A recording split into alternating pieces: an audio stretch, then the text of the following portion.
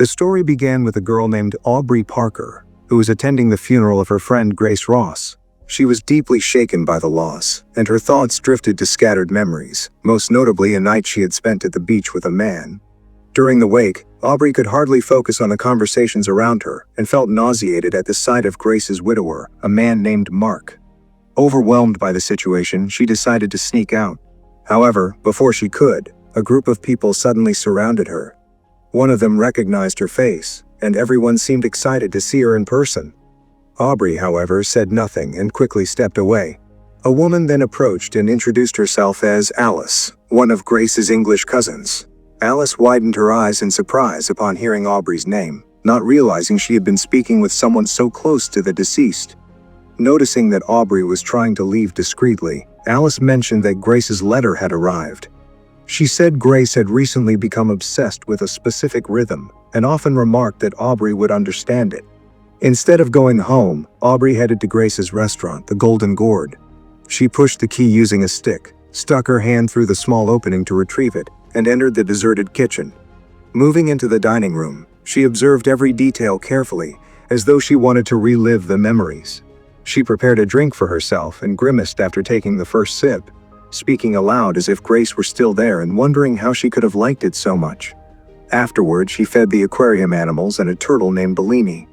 Aubrey then moved to the rooms where Grace had lived. A telescope, strategically positioned at the window, offered a view of a couple, and Aubrey laughed, amused by the thought of her friend spying on her neighbors. Deciding to spend the night there, she turned on some music and took a shower before confronting the emptiness of the bedroom. Next to the bed, she noticed a radio that crackled intermittently, as if someone was trying to communicate. Lying on the bed, she picked up the radio, stated her name, and attempted to call whoever might be on the other side, but only static answered her. Unable to sleep, she played with the light switch, turning it on and off until she sensed Grace's presence and imagined seeing her lying in the bed beside her. Feeling unsettled, she changed her mind and lay down on the sofa, trying to distract herself by thinking about the neighbor couple. But the memory of that night on the beach returned to haunt her, ruining the mood. Still wide awake, she called her mother, who asked how the wake had gone and insisted that Aubrey visit her soon. Suddenly, the call quality deteriorated, and they could no longer understand each other. Aubrey told her mother she couldn't hear her anymore, wished her a happy new year, and ended the call. Eventually falling asleep, Aubrey had a terrifying nightmare about a man named Edward. In the dream, he sat with his back to her, and upon hearing her call his name, slowly turned around to reveal a gaping hole where his face should have been. She woke up startled and realized she was very cold. The heater had turned off during the night. Looking out the window, she saw snow falling and the city eerily quiet, with not a single person in sight. In the distance, a column of smoke rose from a point in the forest. The Christmas lights she had turned on the night before were now off, and the television wouldn't turn on. Up to this point, it could have been a simple power outage due to bad weather, but the phone not working also seemed strange. Putting on a jacket, she went into the backyard to turn on the emergency generator, and was startled by a noise coming from the street. Already suspicious that something was wrong, she went to check the restaurant door. Seeing nothing unusual, she shut the door, only for a person to suddenly appear and bang their hands on the glass, either asking for help or trying to warn her. The stranger ran away almost immediately, barely giving her time to recover from the scare. She decided to chase after him. After running a few blocks, she lost sight of the man. It quickly became clear that something very serious had happened. 2 plumes of black smoke rose among the houses. Cars were parked haphazardly in the street, and various objects were scattered across the snow, along with a trail of what appeared to be blood. Following it, she found an abandoned car with its door open and red stains smeared across the windows. Turning a corner, Aubrey stopped in shock at the sight of some kind of creature. The being slowly rose, emitting a chilling, gargling sound. As she ran from it, people could be seen peering at her from behind the windows of other houses. The creature reached the restaurant door seconds after Aubrey had managed to close it, and began growling on the other side. Panicked and confused, she crawled under the tables and huddled behind the counter, listening as the creature advanced. The glass cracked under its blows. Suddenly, a man's voice called her name. Scrambling behind the counter, she found the radio and responded. The man gave her instructions, telling her to close her eyes and point the radio at the door. With no time to question him, Aubrey extended her arm, clutching the radio, too afraid to move. but the man insisted she had to stand up and walk toward the door without opening her eyes. Summoning her courage, she obeyed. Moving with small steps, eyes tightly shut, radio aimed at the creature. Gradually, the pounding weakened and grew more sporadic until only a strange noise came from the radio. Opening her eyes, Aubrey saw that the creature had disappeared and collapsed to her knees, exhausted. The man spoke again, advising her to go upstairs and lock the door. As if everything so far weren't bizarre enough, the cutlery suddenly began levitating inexplicably. Though terrified, Aubrey was calm enough to focus on her mysterious savior and asked how he knew her name. He told her he was a friend of Grace and said everything was related to her. When she asked how he had scared off the creature, he confirmed her suspicions. The sound from the radio was a specific signal that had that effect. He said Grace had discovered something, and the first part was hidden right there in her house.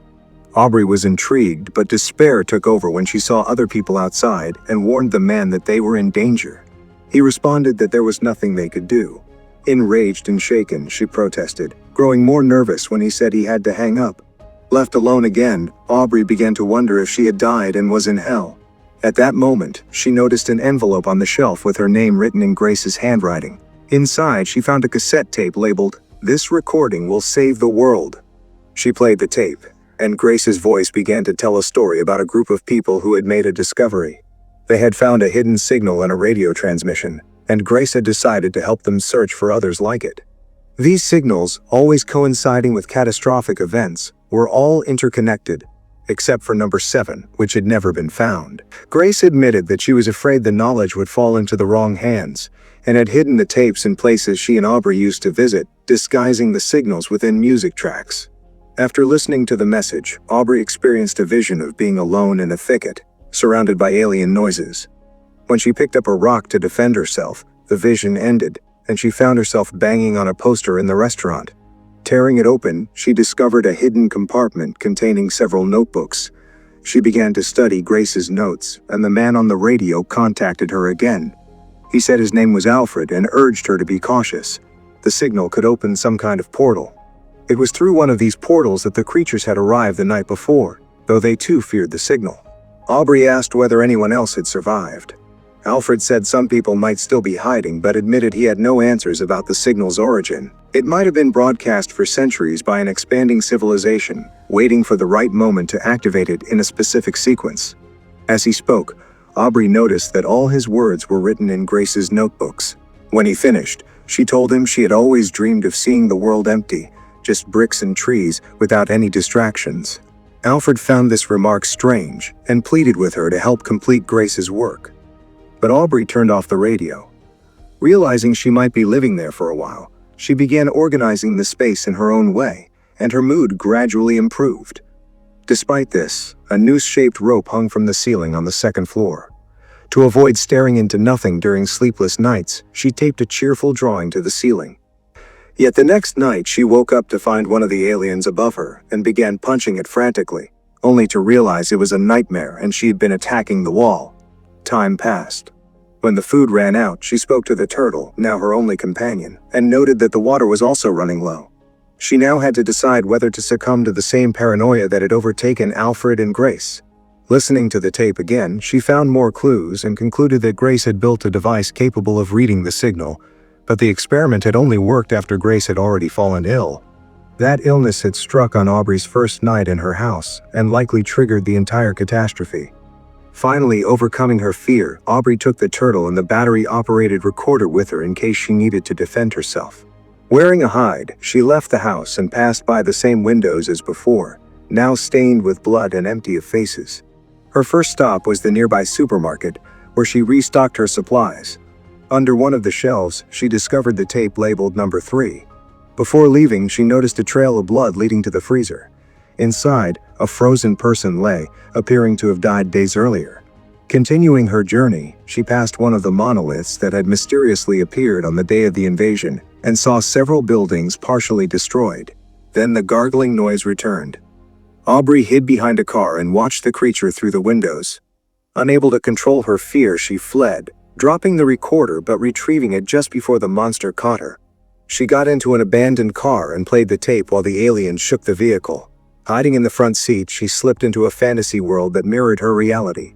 monsters at her back, a boy with a faceless head like Edward, long kelp pulling her down into the deep sea. The vision ended, and she awoke under the car. Seeing that the alien was gone, she gathered her things and continued her pilgrimage to the places she had once shared with Grace. At the cinema, she sat in her usual seat and found tape number 4 hidden beneath it. Upon leaving, she saw a colossal creature glowing with vibrant colors beneath its skin. Though stunned, she was captivated by the creature's majestic presence and waited until it had passed before continuing on. Night had fallen by the time she reached the library, which was locked. She broke a window and used a luminous stick to find her way to the shelves. When the light went out, she lit another in a panic and bumped into a creature, but this one was different. It didn't seem to see her. Crawling to retrieve her fallen recorder, she pressed play and continued cautiously. Tape number 5 was inside a box in the study room, where she eventually lay down and fell asleep amid a wall of books. In her dream, Grace appeared beside her and told her she was showing signs of psychological distress. When Aubrey spoke of feeling disconnected from reality, she questioned whether the alien invasion was merely a product of her imagination. In tears, she confessed that she had been overwhelmed with guilt and hadn't wanted to leave her friend's house since arriving. She asked for forgiveness for not staying with Grace during her final days, and her friend gently told her that she needed to forgive herself, as well as confront the mistake she had made that night at the beach. Later, Aubrey listened to one of the tapes and witnessed books levitating around her, unsure whether it was a hallucination or reality. She imagined herself in various places until a noise in the library brought her back. She heard voices nearby and passed by some filming equipment, noticing a clapperboard bearing the title Starfish. Downstairs, she found a group of people discussing movie scenes, and among them was a girl who looked exactly like her. The idea that she might be merely a character in a film was too overwhelming, abruptly pulling her out of the trance. She realized she was still sitting among the books on the mezzanine, headphones still on. The remainder of the tape transported her to various other scenarios, the last of which took place on the beach. There, she saw her past self walking toward the man in the sea. Present-day Aubrey tried to stop her former self but tripped and fell. She saw Edward crying on the sand and tried to call out to him, but no sound came from her mouth. Frustrated, she turned to the other man, who had begun transforming into one of the creatures, and shoved him into the water.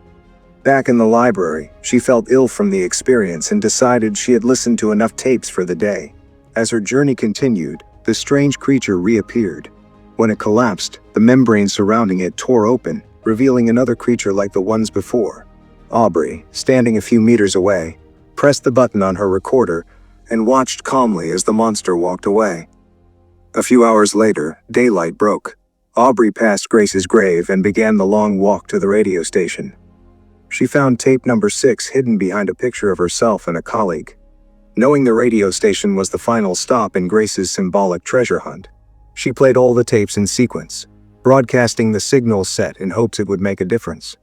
Once the final tape ended, Aubrey stated her name and pleaded for someone to respond. After a few moments, a boy's voice replied. She was overwhelmed with joy to learn that he was with a group, having feared she was the only survivor. She explained that she had transmitted the signals in order, which she believed would close the portal as Grace intended, but the boy warned her that she shouldn't have transmitted the message without understanding it. He said she had made things worse, opening a new passage rather than closing the previous one. Aubrey didn't seem to hear him. At that moment, she finally realized that the labels on each tape formed the phrase "forget and forgive." Outside, an enormous dome had begun forming between two monoliths.